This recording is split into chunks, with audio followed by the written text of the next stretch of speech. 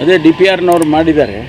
Obviously ಮುಖ್ಯಮಂತ್ರಿಗಳ ಅನುಮತಿಯನ್ನು ಪಡ್ಕೊಂಡು ಮಾಡಿದ್ದಾರೆ. ಅವರು ರಿಟೈರ್ಡ್ ಆಗ್ತಾ ಇದ್ದಾರೆ 30ನೇ ತಾರೀಕು ಈ ತಿಂಗಳ ಕೊನೆಗೆ ಅಂತ ಹೇಳಿ ಮಾಡಿದ್ದಾರೆ. ಸರ್ ಅವ್ರ ಮೇಲೆ ಅಲಿಗೇಷನ್ಸ್ ಇದೆ, ತನಿಖೆ ಆಗ್ತಾ ಇದೆ. ಈ ಸಂದರ್ಭದಲ್ಲಿ ಅಮಾನತು ವಾಪಸ್ ತಗೊಳ್ಳೋದು ಎಷ್ಟು ಸರಿ ತಪ್ಪು ನನಗೆ ಹೇಳಕ್ಕೆ ಬರೋದಿಲ್ಲ. ಅದು DPRನವರು ಮುಖ್ಯಮಂತ್ರಿಗಳಿಗೆ ಬರುತ್ತೆ. ಅದು ಅವರು ತೀರ್ಮಾನ ತೊಗೊಂಡಿದ್ದಾರೆ. ಅವರ ರೆಪ್ರೆಸೆಂಟೇಷನ್ ಕೊಟ್ಟಿರೋದು ಗೊತ್ತಿತ್ತು ನನಗೆ.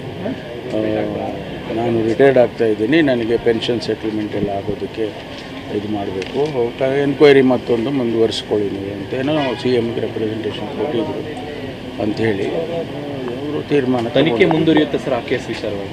ಮುಂದುವರಿಲೇಬೇಕಲ್ಲ, ಮುಂದುವರಿಲೇಬೇಕು.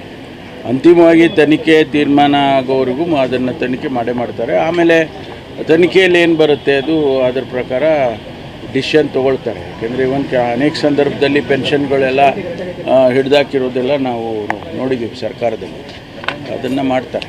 ಸರ್, ಈಗ IPL ಫೈನಲ್ ಬೆಂಗಳೂರಿನಲ್ಲಿ ಎರಡೂ ಕೂಡ ಕ್ವಾಲಿಫೈನಲ್ಲಿ ಎರಡೂ ಹೋಗಿದೆ, ಬೇರೆ ರಾಜ್ಯಕ್ಕೆ ಹೋಗಿದೆ.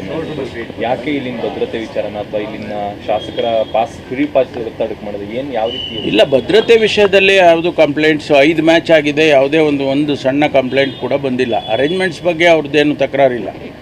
IPLನವರಾಗಲಿ RCB ಅವರಾಗಲಿ ಅಥವಾ KCAನವರಾಗಲಿ ಯಾರೂ ಕೂಡ ಪೊಲೀಸ್ ವತಿಯಿಂದ ಅಥವಾ ನಮ್ಮ ಅಡ್ಮಿನಿಸ್ಟ್ರೇಟಿವ್ ಇದರಿಂದ ಯಾವುದೂ ಕಂಪ್ಲೇಂಟ್ಸ್ ಬರಲಿಲ್ಲ.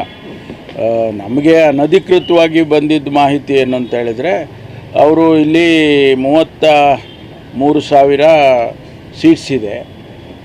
ಅದರಲ್ಲಿ ಒಂದು 7-8 ಸಾವಿರ ಪಾಸಸ್ಸು ಅದು ಇದು ಎಲ್ಲ VIP-ಗಳಿಗೆ ಮತ್ತು ಅವರ ಸ್ಪಾನ್ಸರರ್ಸ್ಗೆ RCB ಅವ್ರಿಗೆ ಕೊಡಬೇಕು. ಆಮೇಲೆ RCB ಅವ್ರ ಮೇಲೆ ಯಾರು ಆಡ್ತಾರೆ ಮ್ಯಾಚು ಅವ್ರಿಗೆ ಕೊಡಬೇಕು. ಅವರೇ ಒಂದು 7-8 ಸಾವಿರ ಸೀಟ್ಸನ್ನು ಬ್ಲಾಕ್ ಮಾಡ್ತಾರಂತೆ. ಅದಕ್ಕಾಗಿ ಅವ್ರು ಉಳಿಯೋದೇ ಒಂದು 25 ಸಾವಿರ ಉಳಿಯುತ್ತೆ. ಅದು ಕಮರ್ಷಿಯಲಿ ಅವರಿಗೆ ವರ್ಕೌಟ್ ಆಗೋದಿಲ್ಲ. ಅದಕ್ಕೆ ನಾವು ಅಹಮದಾಬಾದಲ್ಲಿ 1 ಲಕ್ಷ ಸೀಟ್ ಅರೇಂಜ್ಮೆಂಟ್ ಇರುತ್ತೆ ಅಂಥೇಳಿ ಶುರುವಿನಿಂದನೂ ಅದೊಂದು ಚರ್ಚೆ ನಡೀತಾ ಇತ್ತು. ಇವರು ನಮ್ಮ KCನವರು ಇಲ್ಲೇ ಮಾಡಿ ಅಂತ ಹೇಳ್ತಾಯಿದ್ರು.